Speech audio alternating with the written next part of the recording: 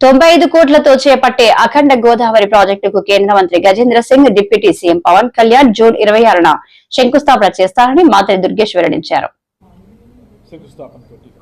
ఇందులో భాగంగా నేను తర్వాత నిడదవోలు శాసనసభ్యుడు అయిన తర్వాత నిడదవోలు నుంచి రాష్ట్ర మంత్రివర్గంలో ప్రాతినిధ్యం వహిస్తున్న తర్వాత ఈ ప్రాజెక్టులో అటు కడియంలో ఇటు రాజమండ్రిలో కొవ్వూరులో ఉన్నటువంటి పరిసర ప్రాంతాలతో పాటు నిడదవోలులో అందరికీ కూడా కొలువై ఉన్నటువంటి కోట సత్యమ్మ తల్లి టెంపుల్ దగ్గర లక్షలాదిగా భక్తులు వస్తారు కనుక అక్కడ వారి ఎమ్యూనిటీస్ పెంచాలనేటువంటి ఆలోచనతో ఆ పాయింట్ను కూడా ఇందులో ఇన్కార్పొరేట్ చేయించుకుని ఇప్పుడు ఈ ప్రాజెక్టు మొత్తంగా ఒక పక్కన మనకి రాజమండ్రిలో హ్యావలాక్ బ్రిడ్జి, అదేవిధంగా పుష్కర్ ఘాట్ సుందరీకరణ, దాంతోపాటు కడియం నర్సరీల్లో దాన్ని ఒక సెంటర్గా తయారు చేయటం, దాంతోపాటు బ్రిడ్జి లంకలో టెంట్ హౌసెస్ కానీ బోటింగ్ కానీ ఇతరత్ర కార్యక్రమాలు చేసుకోవటం, వీటితో పాటు నిడదవోలు కోట సత్యమ్మ తల్లి టెంపుల్ దగ్గర ప్రయాణికులకి లేకపోతే భక్తులకి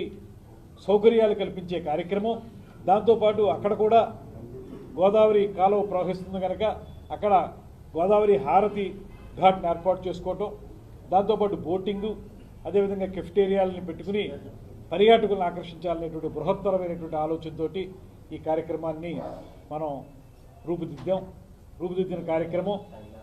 ఇందులో కొంతమేరకు అంటే పూర్తిగా 94,44,00,000కి ఇంకా టెండర్లు ఫైనలైజ్ కాలేదు, కానీ అందులో ముందు మన పుష్కర్ ఘాట్ని సుందరీకరించే కార్యక్రమానికి సంబంధించి దానికి టెండర్లు ఫైనలైజ్ అయినాయి. ఆ టెండర్ల ద్వారా రేపు 26వ తారీఖున దానికి శంకుస్థాపన చేసుకోబోతున్నాం. దీనికి ప్రత్యేకించి మన రాష్ట్రం మీద మక్కువతోటి ఈ శంకుస్థాపనకు పార్టిసిపేట్ చేయడానికి విచ్చేస్తున్నటువంటి గజేంద్ర సింగ్ షెకావత్ గారికి ప్రత్యేకమైనటువంటి ధన్యవాదాలు తెలియజేస్తా ఉన్నాం.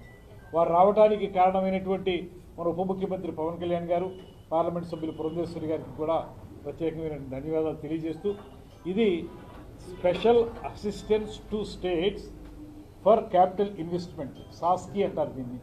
అంటే special assistance to states for capital investment అనేటువంటి స్కీమ్ కింద దీన్ని మనం తీసుకురావడం జరిగింది. ఇంకొక విషయం ఏంటంటే, మనం కూటమి ప్రభుత్వం అధికారంలోకి వచ్చిన తర్వాత రమారమి ఈ సంవత్సర కాలంలో 375 కోట్ల విలువైన పర్యాటక అభివృద్ధి కార్యక్రమాలని మనం మంజూరు చేయించుకోగలిగాం. ముఖ్యమంత్రి గారి యొక్క అద్భుతమైనటువంటి నాయకత్వంలో, ఉప ముఖ్యమంత్రి గారి యొక్క సహకారంతో. అందులో స్వదేశీ దర్శన్ 2 అంటే స్వదేశీ దర్శన్ 1 అనేటువంటి ఇంతకుముందు జరిగింది. స్వదేశీ దర్శన్ 2 కింద బొర్రా గుహల అభివృద్ధి, అదేవిధంగా సూర్యలంక బీచ్ అభివృద్ధి, అదేవిధంగా ప్రసాద్ స్కీమ్ అంటే టెంపుల్స్లో చేసేటువంటి స్కీమ్ని ప్రసాద్ స్కీమ్ అంటాం. దాని కింద అన్నవరం దేవస్థానం అభివృద్ధి, అదేవిధంగా సాస్కీ కింద మీకు చెప్పాను అఖండ గోదావరి మంది, అదేవిధంగా గండికోట కడప జిల్లాలో ఉండే గండికోట ఫోర్ట్ని గ్రాండ్ క్యానియన్ ఆఫ్ ఇండియా అంటారు దాన్ని. అద్భుతమైనటువంటి ఆ క్యానియన్ అభివృద్ధి గురించి 77,91,00,000తోటి దాని అభివృద్ధి, అదేవిధంగా CBDO challenge based destination development అనేటువంటి ఇంకో స్కీమ్ ఉంది. దాని కింద 2 పథకాలు, అవి ఒకటి అహోబిలం దేవస్థానం అభివృద్ధి, అదేవిధంగా నాగార్జున సాగర్ వరల్డ్ క్లాస్ బౌద్ధ గమ్యస్థానం అభివృద్ధి.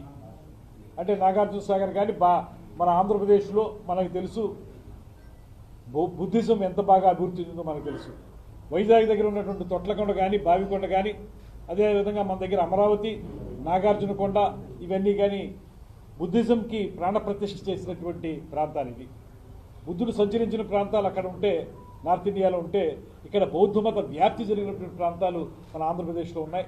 ఆ ప్రాంతాలన్నింటినీ అభివృద్ధి గురించి ముందుగా నాగార్జునకొండ దగ్గర, నాగార్జున సాగర్ దగ్గర వరల్డ్ క్లాస్ బౌద్ధ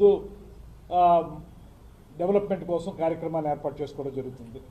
ఇందులో మీకు ప్రధానంగా సాస్కీ కింద మనం చేసేటువంటి ప్రాజెక్ట్స్ హ్యావలాక్ వంతెనని దాన్ని రూపాంతరం చేయటం. హ్యావలాక్ వంతెన రూపాంతరం చేయటం అంటే హ్యావలాక్ వంతెనని దగ్గర మనకి 2,700 మీటర్ల పొడవు ఉంది హ్యావలాక్. అందులో మొత్తం 54 స్పాన్స్ ఉన్నాయి. అయితే అందులో 1,200 మీటర్ల వరకు విస్తరించి 25 స్పాన్ల వరకు